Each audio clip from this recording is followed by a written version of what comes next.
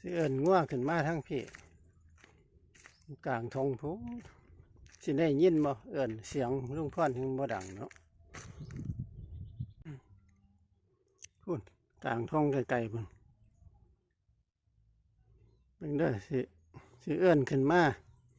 สิได้ยินสมโนอยู่ไกลแท้เนาะลุงพ่อนถึงเสียงบ่ดังอยู่แล้ว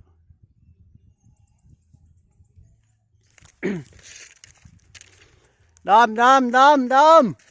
วู้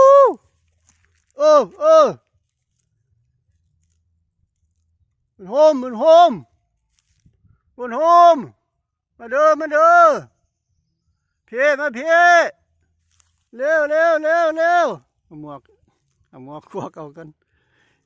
อีแดงเหลียวมาเบิ่งล่ะเพี้ยมาเด้อเห็นบ่พี่น้องสู้ให้เบิ่งกำลังได้ยินแล้วล่ะพ่นน่ะเริ่มอวยหน้ามาแล้วกล้องก็มันแดดหลายเนาะบ่เห็นจอปานใดมาเร็ว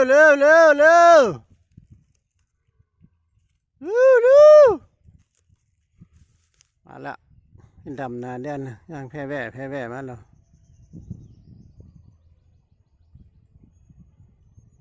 มาเร็ว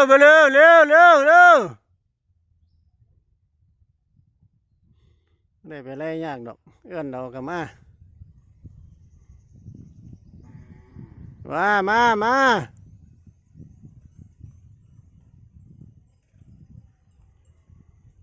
กำลังมาเร็ว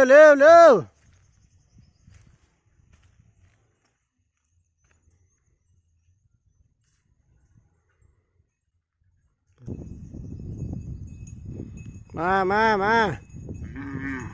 แล่น ดำแล่นออกก่อนมูเลยดำแดนไปพูดเอาไปในคอกเด้อไปแล้ว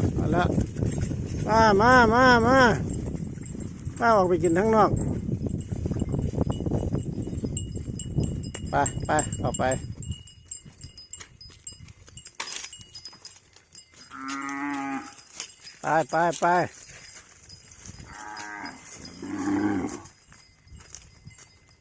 เราจะไปออกฟังทั้งนั้นบัด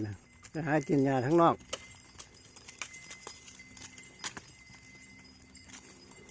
เข้ามาแล้วเนาะก็